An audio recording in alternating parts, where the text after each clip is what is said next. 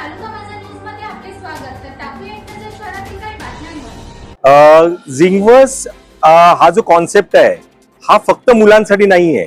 हा मुलं, त्यांचे पेरेंट्स, त्यांचे आजोबा आजी या सगळ्यांसाठी झिंगवर्स हा कॉन्सेप्ट आहे. आणि मुलांसाठी येस ऑफकोर्स विज्ञानातून आपण सगळे शिकत असतो आणि त्याच्यासाठी मुलांचा तर फायदा आहेच त्याच्यामध्ये. आणि नुसतं फक्त विज्ञान किंवा स्टडी नाही आहे, याच्यामध्ये एंटरटेनमेंट सुद्धा आहे. म्हणजे तुम्ही मजा करत करत तुम्ही या सगळ्या गोष्टी शिकू शकता. आणि हे असं सेंटर आहे जे नुसतं जे आपलं कन्व्हेन्शनल आतापर्यंत गेम झोन असायचे की जिथे मुलं जाऊन खेळायची मशीन्स वरती आणि नंतर मग घरी जायची, तसं नाही आहे. हे इंटरॅक्टिव्ह इमर्सिव्ह आहे. म्हणजे ह्याच्यामध्ये तुम्ही ऍक्च्युली तुम्ही पार्ट होता या सगळ्या खेळाचे. तुम्ही पार्ट असता, तुम्ही खेळ खेळत नाही आहात, तुम्ही त्या खेळाचे पार्ट होता. आणि त्याच्यासाठी ही जी टेक्नॉलॉजी आहे ही झिंगवर्सनी पहिल्यांदा इंडियामध्ये लॉन्च केलेली आहे.